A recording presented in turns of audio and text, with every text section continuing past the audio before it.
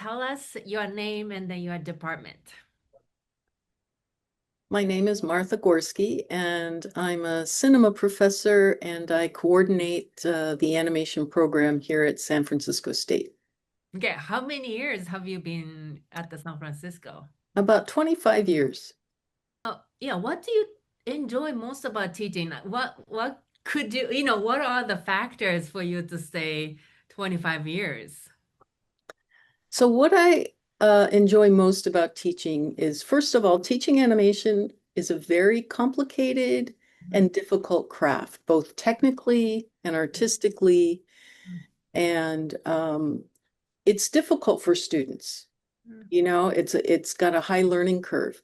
And mhm, so for me, mhm, why I love teaching animation here is those aha moments mhm, where students are getting it.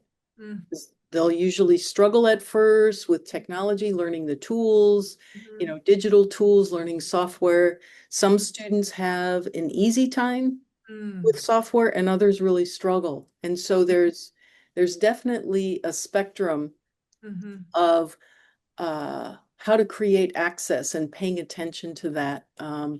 But I really enjoy seeing the trajectory, mhm, beginning of the semester where there's self-doubt, insecurity, it's overwhelming. Oh my God, I don't know the software, how I'm going to do this. And then you start to get around mid-semester where they're starting to gain more confidence and they're starting to become comfortable with the tools, mhm, and those great moments where now toward the end of the semester they're happy and they're confident being able to put their work out there because they screen their work in class. mhm, And initially they're very shy about it, but mhm. as they're building these skills, they become more confident even presenting their work to their classmates. Just think, like uh, thinking ahead, when you plan the next semester or following semester, whatnot. Like, what type of like strategies or changes to your instruction or your course syllabus or course assignments to think about like your future students who may need or anything that you can give it to them? Yeah, that's a good question, Miami. I think being here 25 years, I've definitely changed. I used to teach digital film and celluloid. So now we move very quickly into digital. And so it Oh. was having to reconfigure how to deliver digital content, but also learn it, right? Mhm.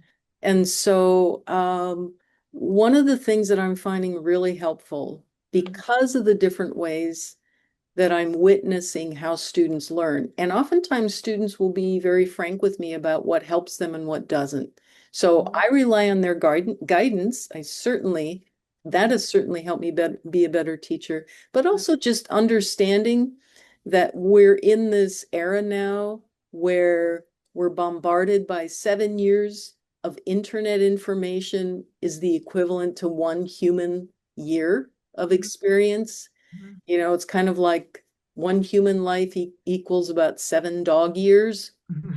And so that's been compared.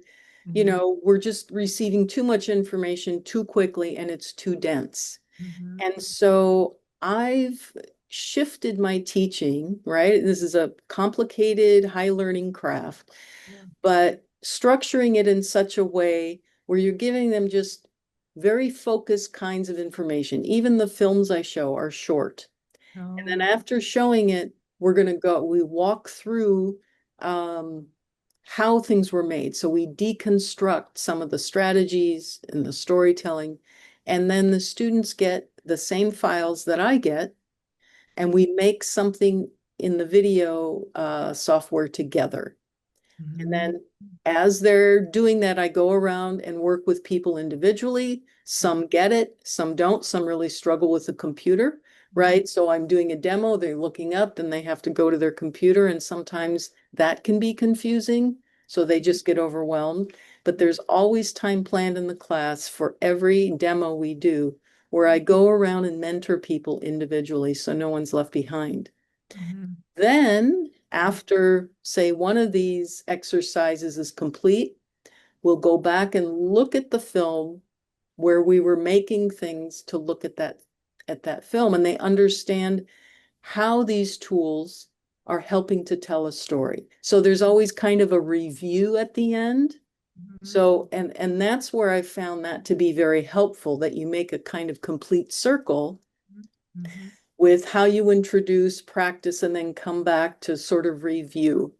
And that I find seems to work very well. But also the one-on-one mentoring is so critical, Mhm. especially to cinema production Yeah. courses. Yeah. Um, you can't do that kind of mentoring in a large lecture class. Mhm. Mhm. Yeah.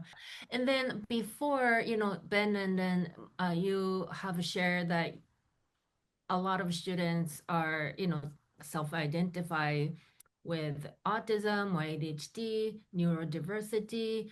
Like, do you assume that most of the students are in the spectrum of neurodiverse learning needs, or like, because some students, surely don't tell you, but you Right. kind of like, oh, maybe this student may need extra help or extra time or extra different things, that different ways of teaching, so that they get it, like I think you're kind of hinting at it, but how do you, like, have you made any permanent change, like thinking about this, like neurodiversity or like different learning styles, to accommodate, even if students don't come to you with the self-disclosure? Yeah, I do. And I always expect there'll be students, many of them don't disclose. And but again, because my methods now are really slowing down, Mm, and I check in at the beginning of class, I check in with everyone and okay. ask how they're doing, if they have anything they want to share or announcements.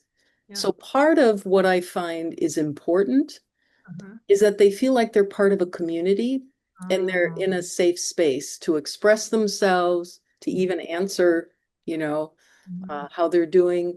Um, because when you're relaxed, Mm, right, it's easier to focus mhm, and you feel like you're a part of something bigger than yourself. mm, You feel like you're an integral part of mhm, this learning process in this, classroom.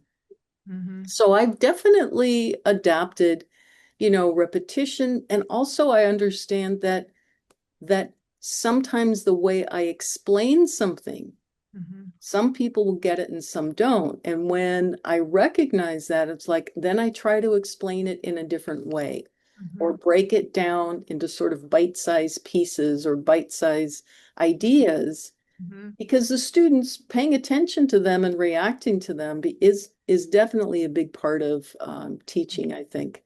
mhm, But and I make handouts mhm, that will walk students through step-by-step complicated processes. Some students find those really helpful, and others have told me I learn through repetition.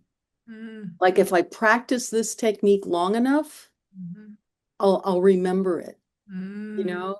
And mhm, so I've built that into our lab exercises. mhm, Okay, we did it here. Now here's some other files. Let's repeat it. Let's do it again with these files.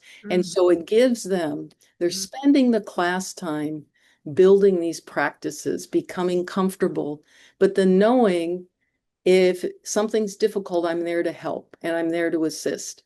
And mhm, also because the classroom is built like a community, oftentimes students are helping each other and kind of mentoring each other. So the students who may have more experience on the computer or with this particular software will mhm. always reach out and help their peers. So that becomes part of that community effort and experience. Oh, wow, wonderful.